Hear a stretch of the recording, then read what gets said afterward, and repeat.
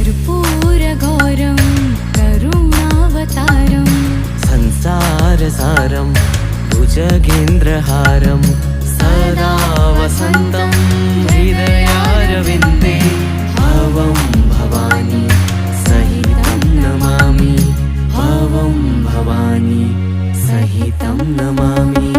Bholenath Mahadev Ashutosh Shankar Jai Jai Triloki Jai Jai Maheshwar. Bholenath Mahadev Ashutosh Shankar Jai Jai Triloki Jai Jai Maheshwar.